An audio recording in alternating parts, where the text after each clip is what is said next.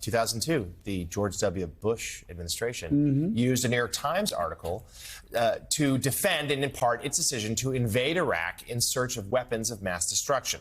Here's what then Vice President Dick Cheney said when the report was first published. There's a story in the New York Times this morning. This is, and I want to attribute to the Times. I don't want to talk about, obviously, specific intelligence sources, but it's now public that, in fact, he has been seeking to acquire, and we have been able to intercept and prevent him from acquiring through this particular channel, the kinds of tubes that are necessary to build a centrifuge. And the centrifuge is required to take low-grade uranium and enhance it into highly enriched uranium, which is what you have to have in order to build a bomb. All right, 2 years later, the Times issued a retraction on that article and several other reports, writing, quote, "We found a number of instances in which coverage that was not as rigorous as it should have been. In some cases, information that was controversial then and seems questionable now was insufficiently qualified or allowed to stand unchallenged." Our next guest writes, "The Times reporting on the Iraq War is just one of the many controversies over the last 4 decades that have helped shape the paper." Let's bring in right now the national politics reporter for the New York Times, Adam Nagorny. His new book is titled "The Times: How the Newspaper of Record Survived Scandal, Scorn, and the Transformation of Journalism." Adam, thank you so much for being with us. This is a fascinating book, a great follow to The Trust. In fact, your book started the same way The Trust started, at an event celebrating the departure of a Sulzberger from that position. But talk about The Times and not only how it survived some problems in the past, some scandals in the past, but how it's actually done something that so few media outlets, especially newspapers, have done. It has thrived. It is stronger now than ever. How has that happened?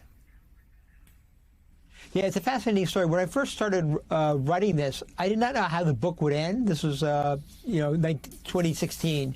And it ended in its success. The paper has, through all these sort of problems, through losing 2 executive editors, through the Iraq coverage, through the serial fabulous named Jason Blair, it has reinvented itself into a kind of model for this digital age. It is profitable. There's still problems ahead, but it's a whole new newspaper now. It's been a fascinating story to write about. Well, and we've had such tumultuous times since 2016. You could look at Trump. You could look at the Me Too era. You can look at what happened during COVID. There's so many stories. George Floyd, so many stories. And there was disruption inside and outside of the newsroom. But again, the Times has made it through that. They've thrived in large part because of their new publisher and his transition document. I mean, he was in charge of figuring out how to transition the Times from an old newspaper of record to a new newspaper online. Right, that's right. And I would also include his father, Arthur Sulzberger Jr.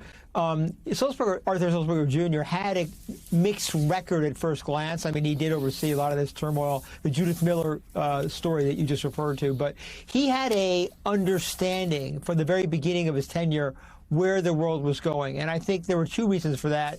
The first is that he began his career working as a wire service reporter for the Associated Press, as I recall. So he never had the kind of fealty to morning deadlines, the morning newspaper that people in my business tended to have of this generation. The second thing, and this will sound a little flippant, it's not, he was a Star Trek fan, and he would say, I don't care how people get the news. I don't care if it's beamed into their head, as long as they get it. And I think that was kind of a transformational way to think. Again, there are a lot of things that he did wrong, but at the end of the day, I think that he transformed the paper, and his son came along, A.G. Sulzberger, and has sort of understood how to push it into the next generation. It's been a remarkable change. Remarkable. I mean, it's been a remarkable change and a remarkable success story. Again, I think it was Judith Miller that put AG in charge of the transition and to come up with a document that says, what's the future going to look like? And we see the future, and the Times is thriving. Yeah, the newspaper is absolutely thriving. Adam, you, of course, still work at the newspaper. Give us a brief sense as to the challenges of reporting out and writing a book about your place of employment.